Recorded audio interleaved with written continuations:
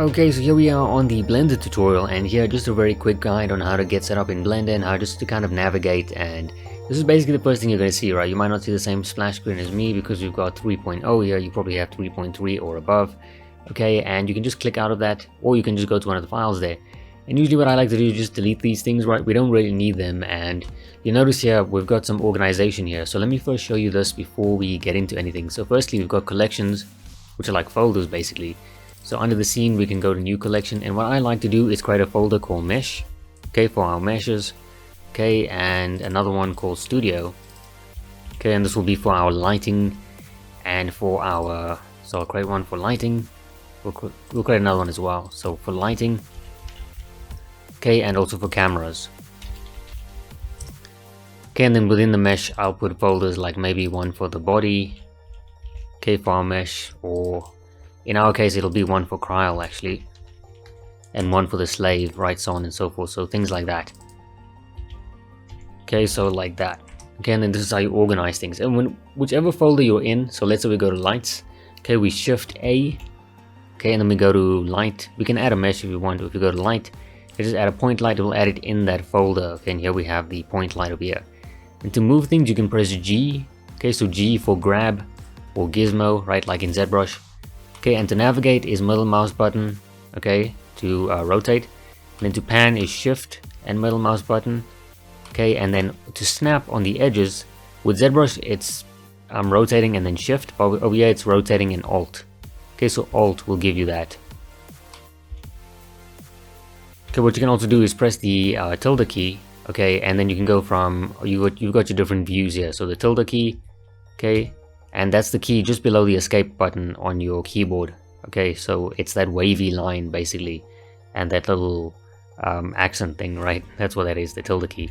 So you click on that, then you can go to the top view, you can go to the left view, okay, so on and so forth, and you can also check your orientation over here, right.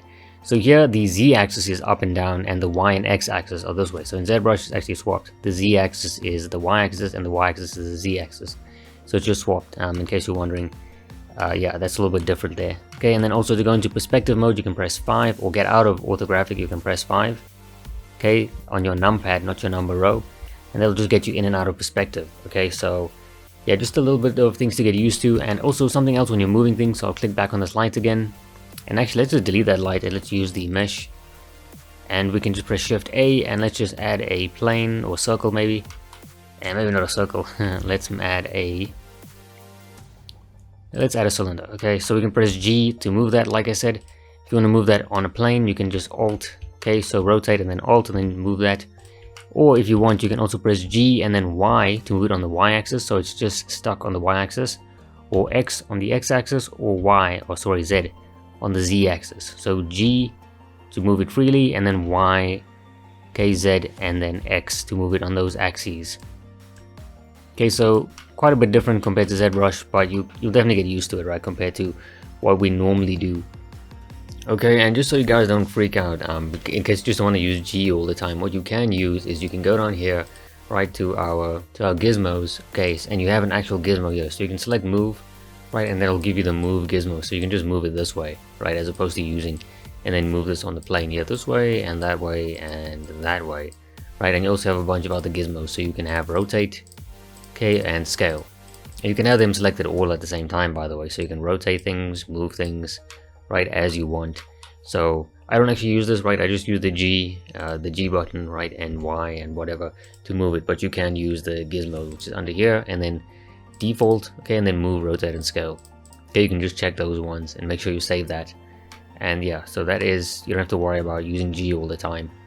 And oh yeah, the thing I really wanted to show you are these menus here, right? So it's very organized, and you'll notice here we've got quite a few things going on. So each of these pieces, right, this frame here and this frame and this frame here, they were all actually part of this here. So if I click on this and I go to 3D viewport, you'll actually see my viewport is now there, right? So we can actually move about there as opposed to doing that. So ordinarily that is the outliner, okay, so that one there. So again, we can select any one of these ones, and this is the timeline, okay, in this case, and again we can change any one of these to the 3D viewport. Okay, and if you want to add more views, so in Blender you can open up multiple instances. So if I middle mouse click on this, right, that'll open up another instance of Blender, or at least it should. In this case it isn't, but it should. See, Blender. Yeah, there you go. So you can open up multiple instances if you want to, right? And within Blender itself, you can. So what you want to do is hover over these frames here. Okay, you'll see that plus sign up here. So here you've got the normal mouse, and over here you've got the plus sign. If you just click and drag that, you can add another panel. Okay, and if you want a minus panel, and again we can change this to anything we want, right? So 3D viewport. Okay, and usually what I like to do is on this viewport, like to press Z, go to our rendered view. Okay, we're not going to see anything on this side because well, there's nothing there, right? There's no lights or anything. And then on this side I like to keep it on the madcap gray.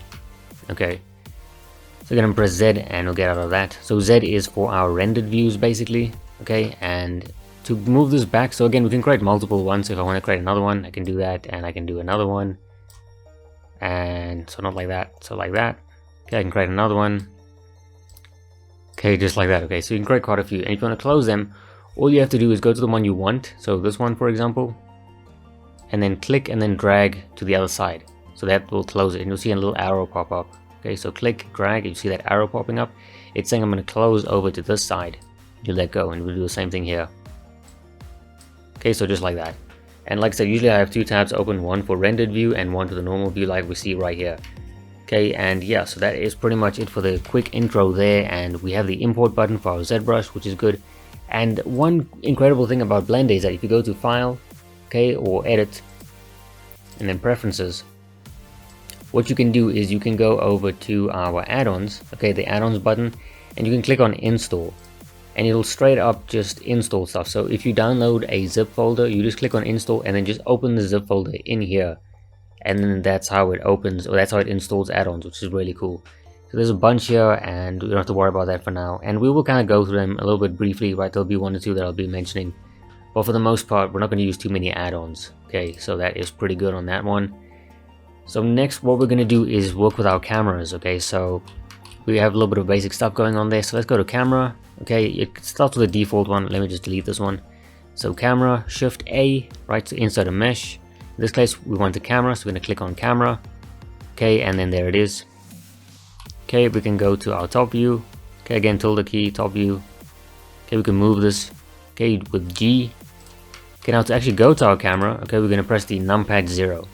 Okay, so just like that, numpad 0, so it actually zooms into our camera. And to move the camera around, if we just move here, it's just going to move out. So to move with our camera, we're going to press N for Nike. Okay, and then let's go to our view. I'm going to press camera to view. Now you'll notice there's a little bit of a checkered line or dotted line, right, that comes up here. Now we can move, right? You can see I can zoom out, I can pan, okay, I can zoom in, right? This is the middle of our world right here. Okay, and then once you're done, once you're kind of happy with where your camera is, you can go camera to view again and then move out. Okay, or you can just move your camera manually, right, like we've been doing. So that's pretty useful, right? So to add a camera, Shift A, add the camera, right, and then to move the camera you can go to O on your numpad, or 0 rather, and then camera to view. Again, to get this menu out is N.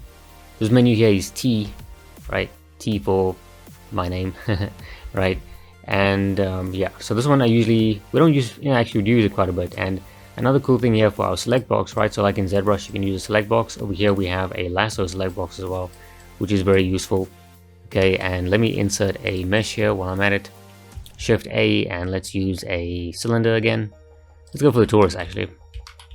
Okay, by the way, whenever you insert anything, so like in ZBrush we have the initialize menu down here, right? Over here we have this menu, which is unfortunate because it just pops up like that, and then once you click on here you can't bring it back. So that's unfortunate. Definitely something they need to fix, and maybe they did. I don't think they did, maybe they did anyway. So what you can do here, right, is just go to the segments, okay, and we can go to a different view here, right, wireframe. Okay, this one, right, like that, and let me switch it off. Right, so like that, here we can see how many segments we have, right? We can have like that, right? We can change the radius, right? So things like that. And once we're done, we can just click off of that, and that'll give it to us like that. Okay, so another cool thing that I definitely use all the time. So you can see here that I have my, whenever I select anything, right, you've got the mesh name, you've got a bunch of statistics, which don't show up just yet. So we're going to go to this menu over here, right? Viewport overlays, and then I want to go to statistics. So this will just give you like how many objects you have selected, how many vertices, edges, faces, so on and so forth. So what we can do is we can press tab, okay, so tab, and that'll give us the edit mode. Okay, so what I can do is I can go here to edit mode. Okay, so object mode is your default mode, and we can go to sculpt mode like in ZBrush, and well, ZBrush there's no sculpt mode, you just sculpt. And here we can go to edit mode, right? And in edit mode we can move things around, okay, and edit the object as we see fit. So here, if I select something, it'll tell me how many vertices I have selected, right? How many edges, how many faces. Okay, and speaking of that, we can go into our vertex mode, which is here. We can go into our edge mode, which is here. Okay, and then our face mode. So face mode, we'll just select faces. Edge mode, we'll just select edges. And of course, vertex mode, we'll select vertices. Okay, so that there's definitely something we're going to be using. And the shortcut is 1, 2, and 3. Okay, so 1, 2, 3 on your keyboard. The number row, not the number pad. Okay. I mainly use vertex mode, but for the most part, it doesn't really matter what you choose. Unless we're being very specific, then usually I go into vertex mode. And always remember, if you're in edit mode, okay, so if you're trying to do something, sometimes it can't be done in edit mode or in object mode, so just make sure that you're in the same mode as me. You can always check over here what I'm doing under edit mode or object mode, okay, so you can always have a look at that. So that is pretty good for that, and we've gone over cameras, we've gone over just some basic mesh stuff, and just to let you know, right, you can select stuff, press G to move it, okay, and yeah, pretty simple for now. I think that is pretty much it. Nothing else that I really use, and one thing that I do actually change here are the settings here. So the render properties, right, the render engine is usually EV, and let me add a light here quickly. So under lights, shift A, and let's go to light, point light. Okay, let's just move this. Okay, to change your light settings, you can go to the light settings over here, and let's change this to 100 maybe. Okay, back to our render properties, and usually over here under our output properties, what I have is the file format, okay, PNG, make sure it's RGBA, okay, that should be fine, and the resolution, usually I change this to 720p, right, for test renders, and then for finals I change them to either 1080 or to 4K or 2K, so that just depends, but for testing stuff out, I usually leave it at 720p, so 1280 by 720, that's a good resolution. So definitely change those just like I am here. Another thing I do as well is I go over to render properties, okay, and film transparent. Okay, so let me just test that, make sure it's transparent. Yeah, okay. Yeah, okay, so under film you want to check transparent, and that just means when I press render, which is F12, it gives you this checkered box here, which just means it's transparent, right? So the background is transparent, you're not getting the background with it, which is good because when you go to image and you go to save as, and you save it as RGBA, right? Make sure you save it as RGBA. You can save that image, and then it'll just give you this, right? So like a PNG image when you get with Photoshop, right? So when you're kind of downloading images, right? A GIF without the background, which is usually what you want. So that's just something that I changed there as well. Okay, but back to our render settings. The render engine is EV by default, but what we're going to use is cycles. Now, let me just show the difference here quickly. So I'm going to press Z, okay, and just to get you used to what we're doing, let me just go back to solid. So let me bring out another menu here, right, or another tab.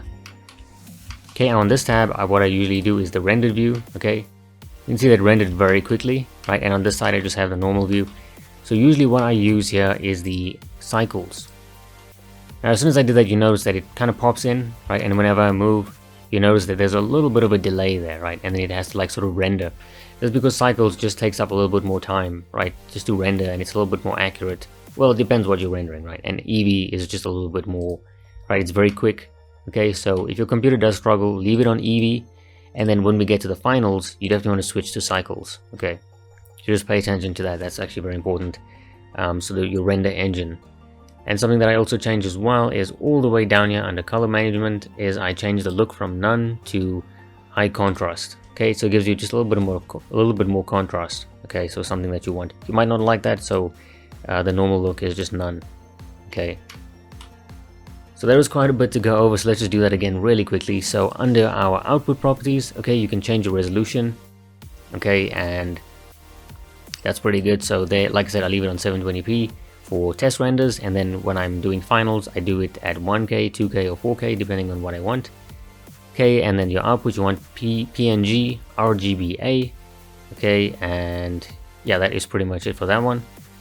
Okay, and then over here under our render properties, cycles or EV if your computer struggles, but for finals, you want to go to cycles. okay, if your computer really struggles, but you'll see the way mine handles it, and if yours is like that, that should be fine. Okay, and then again, we want to go down to film, make sure transparent is checked. Okay, color management, under none, you can go to high contrast, which is here, right, or you can click on none. Right, and that is pretty much it for that one. So yeah, quite a bit of stuff to go through there, and like I said, we'll pretty much be using it throughout the tutorial, so you shouldn't get too confused. And I think that is pretty much it. Nothing else really to cover, because this isn't a Blender tutorial, so I'm not going to do too much there, and just a few camera settings, but we'll go over that separately in the actual tutorial. So as long as you know how all of this works, you should be fine. And again, just to go back to the camera, okay, and actually, let me just show you this real quickly. Shift A, if I have multiple cameras, okay, I'm just going to add a few here. So let me just move this one here, move that one there, and move this one over here. We just, oh, and to rotate, actually I forgot to say that one. Rotate is R, okay, and to scale is S, okay, so R for rotate and scale, S is for scaling. Okay, so I'm going to select that one, press R, select that one, press R. So let's say you want to go to this camera here, right? And you press O, or 0 rather, and you realize, wait, this is the original camera that I'm on over here. And you can just select these and move them. Okay, so now I'm on this camera here. And how do I get to these ones? So in order to make this your active camera, just click on it over here. Right, so just like that. So as soon as I click on it, you'll notice it swaps between the cameras. Okay, so go back there, right, this one. Click on that and you'll notice there's a little bit of a box around your camera. That means that's your active camera. If you press F12, that'll be your render camera. Obviously there's nothing in the screen now because it's nothing there, so it's not going to render anything, but that is how you kind of mess. Whoops, don't do that. I said don't save. That's okay, I already have the backup on here, so that's fine. Okay, so yeah, that is pretty much it. And in case you're wondering what the heck is this thing here, that just wherever this is, that inserts onto your, so whenever you insert a mesh or anything, that's where it inserts. Okay, so if I go to mesh, the plane will insert there and I can move it, okay, by shift right clicking. So shift right click, shift right click, shift right click, that's where that moves, and that's our cursor. Okay, and you can move the cursor back by shift S and say cursor to world origin. Okay, that'll reset it back. So again, shift right click will move your cursor. So if you want to insert something here, shift A, mesh, plane, shift right click, in shift A, cylinder, shift right click, shift A, and no, okay, that one. Okay, so that's how you do that. And if you want it to be on a specific piece, right, so shift click, that'll be on there. If you want it to be on like a very specific spot, so let's say you want it to be on the cylinder, sorry, the sphere, you can press tab, go into edit mode. Let's say you want it pretty much exactly here, right, so in between these points. You can go to our face view, right, face select, click on that, then we'll press shift S, then we'll say cursor to selected. Okay, that'll bring it there. Get out of tab. Okay, then we can press shift A, and then we can add a circle, right, so, or a cube, right, and that's where it'll insert. Okay, so that's not really something you're gonna have to know, but in case you're wondering what that is, might be bothering you, or you think it's in the way or something, that's just how it is. So you don't have to worry about that. And yeah, that is pretty much it. I think we've gone through most things. These menus you don't really have to worry about. And actually, now that I'm here, these are your modifiers. And so like in ZBrush, you have layers, and then with each layer you can do something to it, right? So modifiers are, well, if you know what 3D Max, what modifiers in 3D Max, you already know what modifiers are. But let's say we have this cube. Okay, we can add a modifier like a, let's go to subdivision. Okay, that's the easiest one. We can subdivide that, and obviously because it's a cube, when we subdivide that, okay, shift F, well, shift F doesn't work here, right? So alt Z for our X-ray view. Okay, we can have a look at that, and then we can go to, we can change the number of divisions here. Okay, and we can also add a, let's add a bevel modifier to this actually. Bevel, okay, and let's add this on top. Move this down. There you go. Okay, so the bevel comes first, the subdivision comes second, and beveling, if I just switch this off, right, you can see that's what it does. Okay, so Alt Z. Right, so modifiers are very, very useful, and you can change a bunch of these settings there. As you can see, you can switch them on and off. We switch them off during render time, which is what that is. Okay, and that should be it. Okay, we're not going to use too many modifiers actually. Okay, and we'll go through materials as well, and that'll just be something that's pretty self-explanatory actually, but let's just go through that now as well actually. So we'll go through materials, and in case you're wondering what these are actually quite important. So for now, you can click on the filter button here. There's a bunch of them here. Okay, so I just have the checkbox, the visibility, and the camera activated. If you want, you can check these ones as well, right, and that'll show up there. Okay, but right now I have the checkbox, the visibility, and the render. Okay, those are the ones that I have, so you don't have to worry about those ones. Okay, so next let's just quickly deal with materials, and the material tab is right here. Okay, so that sphere with the checkered line on it, or the checkered pattern on it.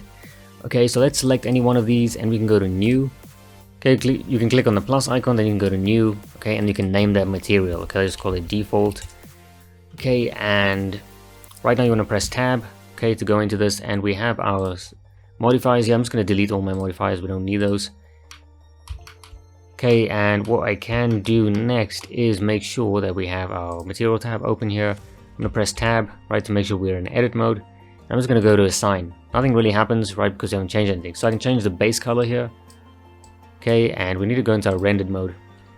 Right, so that's this one over here. So viewport shading, you can press Z. Okay, that's material preview. Rendered gives it a little bit more, and we're not going to see anything here because there's no lights. Okay, and that's pretty good. So we can change the base color, right? We can change a bunch of things. Another thing that I like to do is go to metallic, right? So make it very metal. Okay, so like that. Or you can make it very plastic. Okay, roughness as well. The lower you bring it down, the shinier it is, and then that, of course, if you bring it all the way up, it becomes very matte. Okay, and if you bring that down and you bring metallic all the way up, you've got a very metallic looking piece. Okay, another thing you can do is you can go to emission. You can bring emission all the way up. Okay, emission is basically light, and then you can press 5, and this will now act like a light. Okay, we can go back to our material preview. Okay, no wireframe, material preview, and I just want to switch off the emission there. Okay, and yeah, that is pretty much it. Transmission is basically how see-through you want that to be. Not really going to work here, so don't worry about that. And yeah, that is pretty much it for the materials. Pretty self-explanatory actually. So you can select on this here, right? You can click add new material, right? You can name that material, okay, whatever you want. And we can change the material, right? The color, we can change the properties here, okay, and then you can assign that as well to this. So if you want to assign that to this, we can just go to GT. That'll assign it to that, and if you change this color here, it will change it for everything that is assigned to it. If you don't want that to happen, you can click on, let's do that. You can click on this, right? It basically tells you there's 2 things assigned to it, so I don't want that. Now if I change the color of this, right, it's only that, because it, and not only that, but it renamed the material for us. So now notice there's GT and GT001. Okay.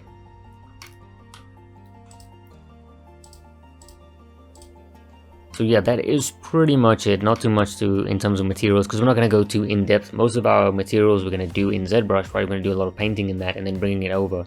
So we don't have to worry too much about materials. Mainly, like, what we're going to be worried about is the roughness and the specular and the metallic, and yeah, a little bit of emission here and there.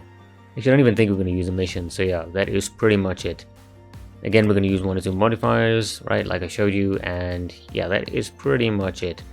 Nothing too complicated there. So right, for your homework, it's just going to be, you know, just to kind of get used to the Blender interface, right, kind of get used to what's going on and just to move things around, right? So G, right, Y, G, Y, okay, G, Z, okay, and if you just want to press G, you can hold down the middle mouse button and that will snap to any of these points here, right, on the axes, right? That's also something you can do.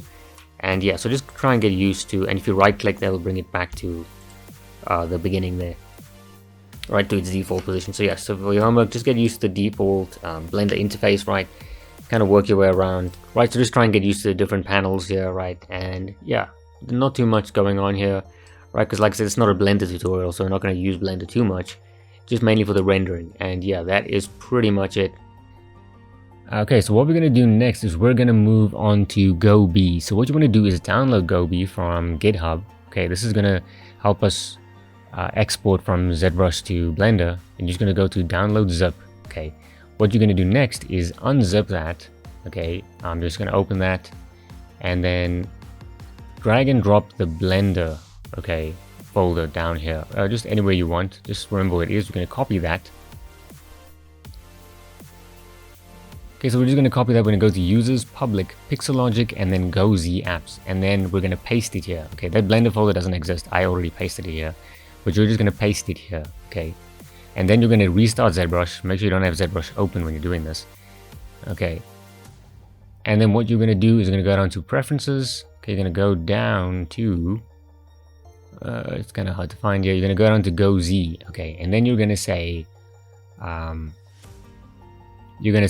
go to Blender. Okay, so you're basically going to find Blender on your PC. Okay, so this is going to try and open up a folder where you installed Blender.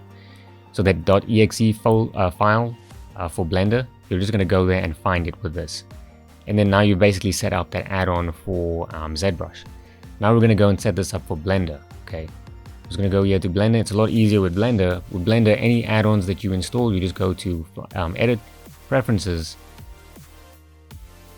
Okay, and then you just go to add-ons, and then you just find where you installed it. So I just downloaded it here, the downloads, and then and you just click on the actual zip folder. You don't unzip anything. Don't click on the Blender one. Click on the actual zip folder, and that's how Blender installs stuff. You can straight up install it from a zip folder, and then you can just say install add-on, and that's how Blender installs. So it's really quick and easy with Blender. I'm not going to click on install because I already have installed. So you're just going to go here, type in GoB, and make sure that you have it checked, okay, so that we can actually use it. And then you want to restart Blender. I don't think you need to restart it, but yeah. And then you'll have these new buttons here, okay. You've got export, import, and manual, I think. And that will just help us import from ZBrush into Blender. So I'm just going to go quickly drag out a cylinder, go to edit mode, and make polymesh 3D. Okay, just change this, that's not important. Okay, we're going to go to visible. This is going to export all the visible subtools. Okay, this one we only have one, so we're just going to click on continue. So visible, continue, we're going to go to Blender, and nothing happens because we still need to click on import. Okay, so I'm just going to delete that and click on import, and there it is. Okay, so this is a really small object, so obviously it's going to import really quickly. The bigger it is, the longer it takes to import and export. So that's just what you're going to want to do. So I just want to show you again. If we click on insert, so let's go for a sphere this time. Make sure that it's only one thing is visible. Okay, we're going to click on visible. Okay, and we're going to click continue, and then you can see in Blender it's already imported. That's because we have that import active. So as long as that's active, it'll always keep trying to bring stuff from ZBrush. Okay, and you can just switch that on and off if you want. And yeah, so that's how you import stuff from, or export from ZBrush and then import into Blender. So pretty easy, and the setup should be pretty easy as well. Okay, and that is pretty much it for this video. Basically a very basic introduction to Blender and just rendering, and also how to import and export to and from Blender and ZBrush. And that is pretty much it for this video. In the next video, we're actually going to start with the render process and actually rendering the little guy, right, the slave. And hopefully I'll see you guys in the next video. And of course, if you haven't gotten the slave down, you can always have a look at the description below. The tutorial is already available on YouTube, so be sure to check that one out. And of course, the paid tutorial is already uploaded on Flip Normals and ArtStation and also Udemy, so be sure to check that one out as well. Thanks again, guys.